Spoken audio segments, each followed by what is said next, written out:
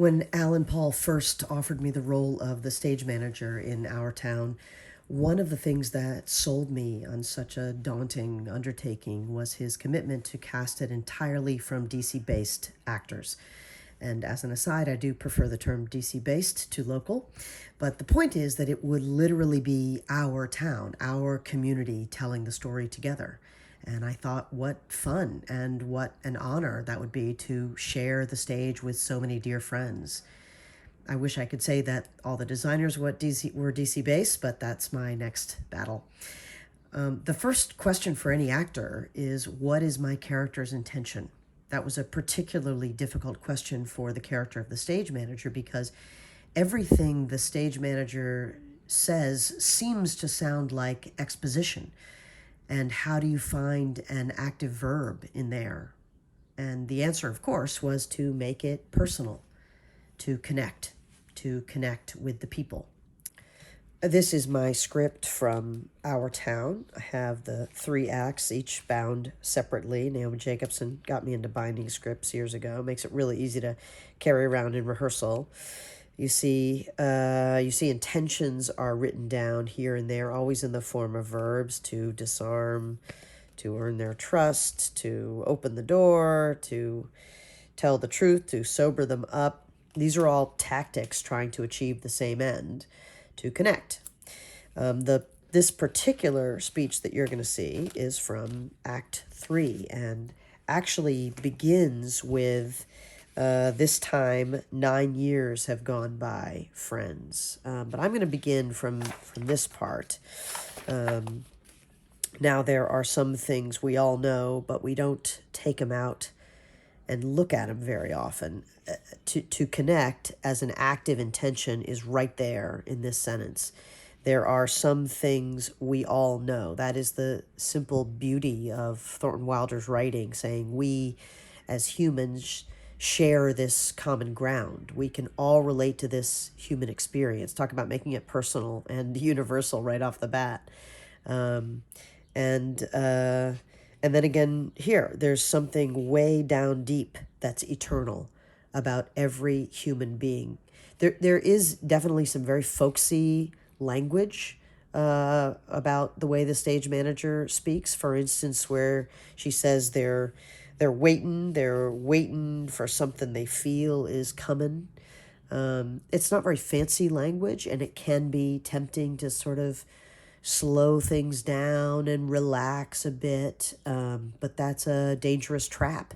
In fact, Thornton Wilder actually wrote about the danger of, quote, robbing the text of its nervous compression, from which alone can spring the sense of significance in the trivial acts of life, which is the subject of the play. I love that.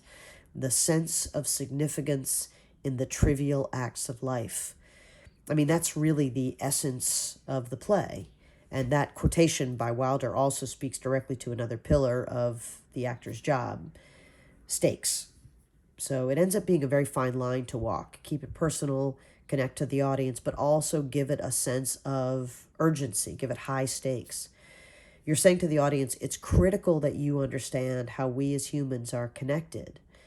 And I love direct address. I love making connections with the audience. There's something incredibly powerful about looking an audience member in the eye and seeing that they are totally with you. So this is the set, designed by Wilson Chin. As you can see, it's in the round, which I love. The audience can not only see the action on stage, but they can also look beyond and see other audience members having their own experiences. It's just perfect for this play. And this is what it looked like at the beginning of this scene. You'll notice some DC veterans on stage there: Natasha Diaz, Elliot Dash, Larry Redmond, Sarah Marshall, Kim Schraff, and that's me in the corner. I've just entered from that corner. For our recreation, my daughter filmed me in the Oak Hill Cemetery in Georgetown, and I love that. At first, you don't quite know we're in a cemetery, much like you wouldn't necessarily know that in the theater unless you know the play. So, this is my speech from Act 3. I hope you enjoy it. Now, there are some things we all know, but we don't take them out and look at them very often. And it ain't houses, and it ain't names, and it ain't the earth, and it ain't even the stars. Everybody knows in their bones that something is eternal, and that something has to do with human beings.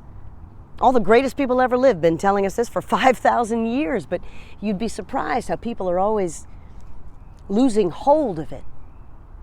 There's something way down deep that's eternal about every human being.